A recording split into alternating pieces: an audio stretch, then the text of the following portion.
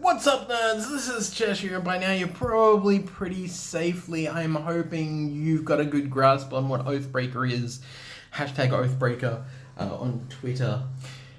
There'll be a link down below, just in case. Just in case. Before we start this dreamy deck tech about Ashiok, the coolest genderless planeswalker to ever exist in the ever. Probably the only one, but still the coolest one. Just saying, still the coolest one. Just remember that you need to like and subscribe here and comment down below and share this video with your friends, because the more interaction I get, the better it goes on YouTube, and the more interactions means that I can be seen and we can get more subscribers, and once we hit 1,000 we'll do a giveaway and stuff, and it'll be really cool. And trust me, just do it. You love my content, right? Okay, great, I'll stop rambling. So we are playing Ashiok Dream Render. So spells and abilities your opponents control can't cause the controller to search their library. Now, here's the thing. You're going to be locking everyone at the table out of their tutors, etc. Yeah, that's kind of gross, right?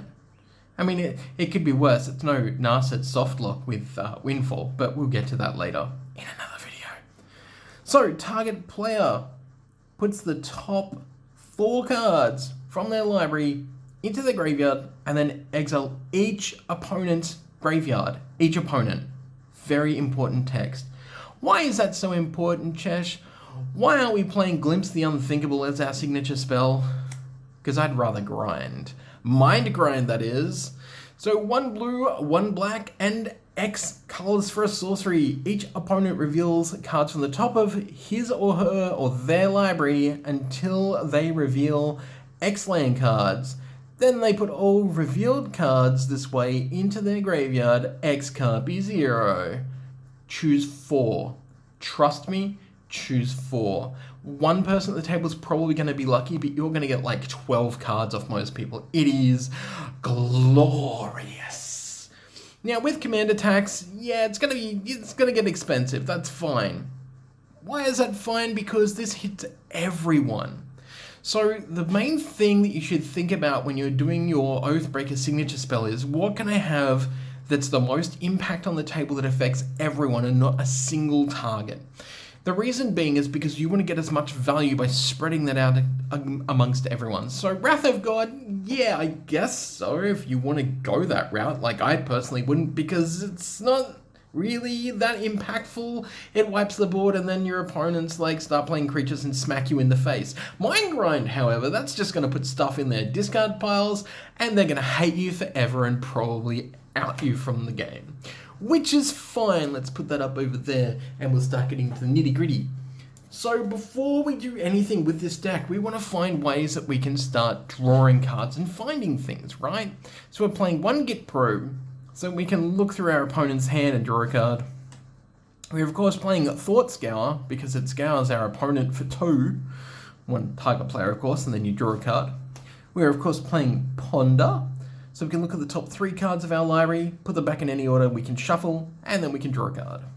We're of course playing Jace Balaran, which is actually going to kind of do a couple of things for us. So we can make each player draw a card, we can -1 so that we just draw a card, or we can -10 when we get there.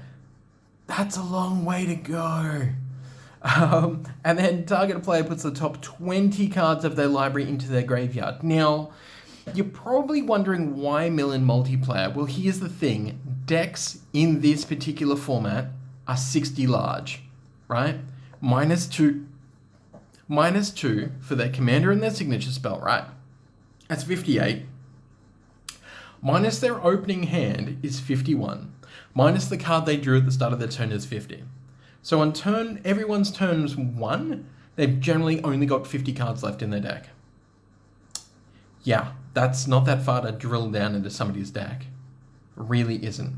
So Jace is pretty cool. Speaking of Jace, we're playing baby Jace. Just because we can loot, and then later on we can use the ultimates. This isn't double sleeved. I'm so sorry. I need to get some double sleeves. Alright, so once we flip, Up to one target creature gets -2/-0 to your next turn. Yawn. You may cast target instant or sorcery card from your graveyard this turn. If that card would be put into a graveyard this turn, exile it instead. Here's the thing. Your signature spell always goes back to the command zone. You do not have a choice to chuck it in your discard pile. There's better targets anyway. And -9, of course, is you get an emblem with whenever you cast a spell, target opponent puts the top 5 cards of his or her library into his or her or their graveyard. Holy crap, we can just like mill on mill, which is fantastic. Let's push those up there. So, speaking of, we need to find ways to keep maybe our commander out. We need to find ways to deal with our opponent's hands, get a read on what they're playing. So, of course, we're playing a very short discard suite. So we've got Duress, which of course target opponent reveals his or her hand. You can choose a non-creature, non-land card from it, and that player discards that card. Inquisition of Kozilek.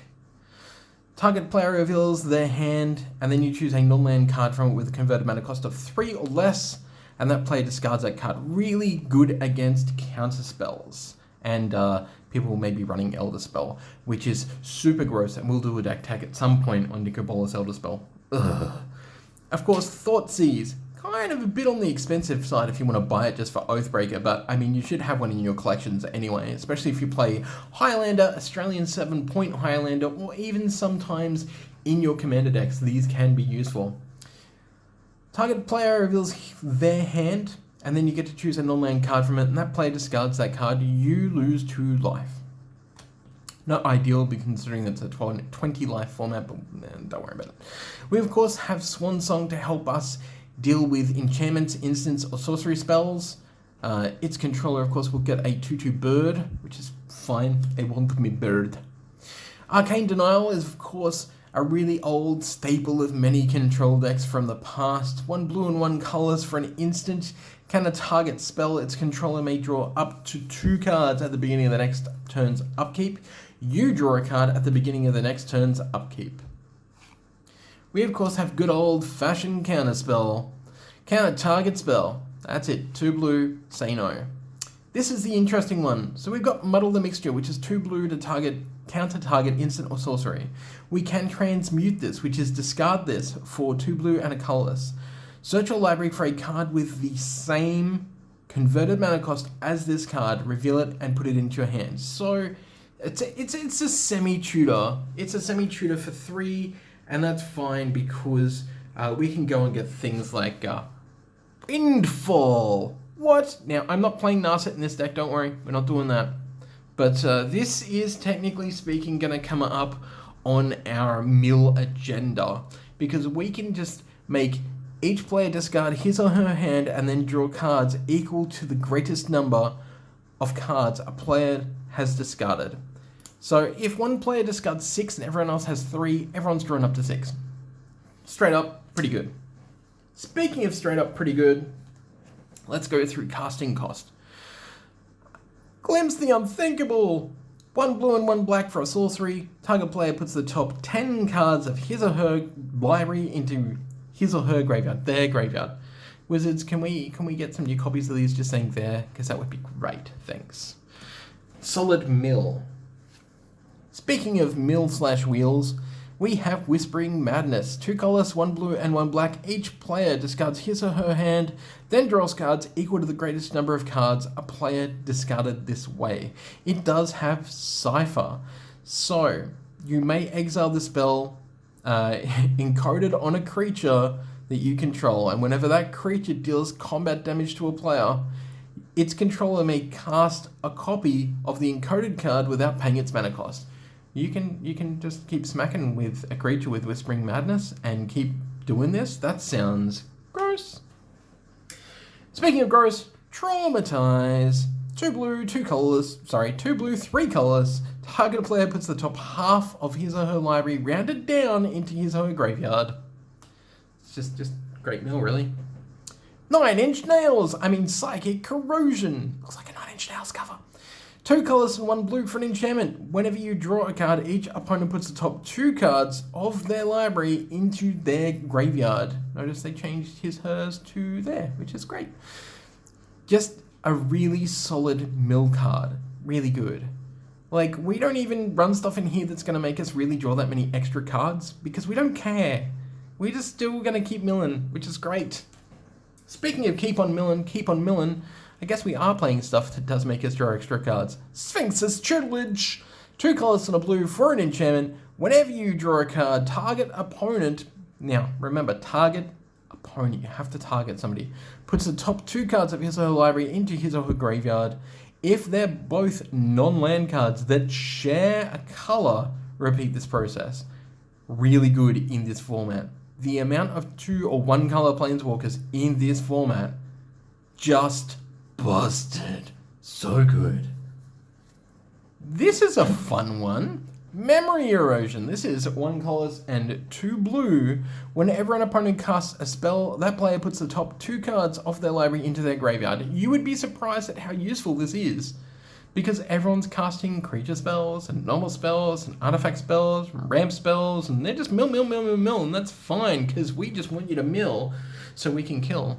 Speaking of milling, we've got Manic Scribe. This is 1 blue and 1 colors for a creature human wizard. When the scribe enters the battlefield, each opponent puts the top 3 cards of his or her library into his or her graveyard. Their library, their graveyard. Delirium. At the beginning of each opponent's upkeep, if there are 4 or more card types among cards in your graveyard, that player puts the top 3 cards of their library into their graveyard. Yeah, it's not bad. Speaking of not bad, we've got one of our killed conditions here. Should you fail to mill somebody, you might be able to just consuming aberration them to death. Now, this is non-bo because Ashiok, but you don't always have to play Ashiok. Maybe Ashiok died and you don't want to pay it back for the command attacks, and you've already mind grinded a couple of times, and there's some stuff floating around in discard piles, and then this thing is getting bigger. But its power and toughness are each equal to the number of cards in your opponent's graveyards. Not yours, just your opponent's. Whenever you cast a spell, which is the relevant part, each opponent reveals cards from the top of his or her library until they reveal a land card, then puts those cards into their graveyard. We don't care. We want to mill, and we want to kill. Dreamborn Muse. 2 colors and 2 blue. Look at that art. It's creepy as heck. This is a creature spirit, a 2/2. At the beginning of each player's upkeep, that player puts the top X cards from their library into their graveyard, where X is the number of cards in their hand. It's a sort of a rack, I guess, in a way, a mill rack. Sire of Stagnation. I don't get to play this very often. And when I find a format I can play this in safely and it feels powerful, I'm so happy you have no idea. Whenever a land enters the battlefield under an opponent's control, that player exiles the top 2 cards of their library and you draw 2 cards. Note this is devoid.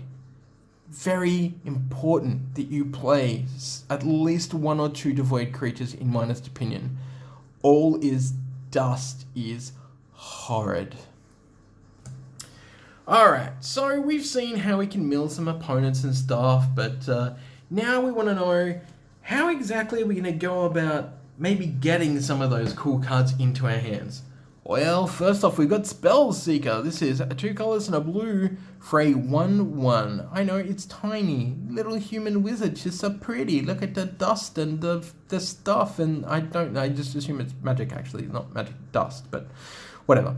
When Spellseeker enters the battlefield, you can search your library for an instant or sorcery with a converted mana cost 2 or less. How? What exactly do we know that's 2 or less? Glimpse the unthinkable. I just can't think of it. Reveal it, put it into your hand, and then shuffle your library.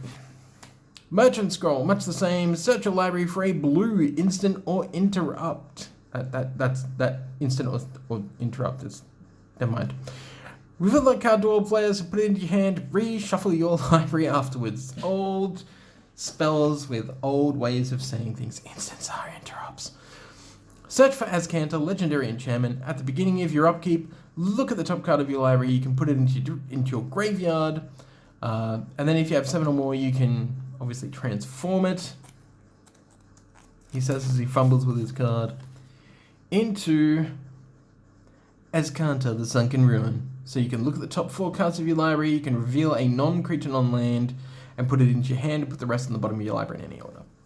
So it's basically a top 4 tutor. Archaeomancer. When Archaeomancer enters the battlefield, you can return target instant or sorcery from your graveyard to your hand. This is a good old 1/2 wizard for 2 colors and 2 blue. I can almost make this a wizard's deck. Here's an interesting one. This is a reverse fact or fiction, I guess, and this is going to be going straight in my Bolas deck when I make it. So this is Deliver Unto Evil. This is 2 colors and 1 black. Choose up to 4 target cards in your graveyard. If you control Bolas, you can return all of those to your hand. Otherwise, an opponent chooses 2 of them to leave behind, and you put the other 2 into your hand, and then exile Deliver Unto Evil. Wow. You want to play this with Bolas, you're going to get 4 cards back for 3 mana. 4 cards of whatever you want. 4 cards. Planeswalkers. Planeswalkers. And of course, good old Torrential Gearhulk, because this deck is wet. When the Gearhulk enters the battlefield, with flush, mind you, for a 5/6 for 4 colors and 2 blue, you may cast target instant card from your graveyard without paying its mana cost. If that card will be put into a graveyard this turn, exile it instead.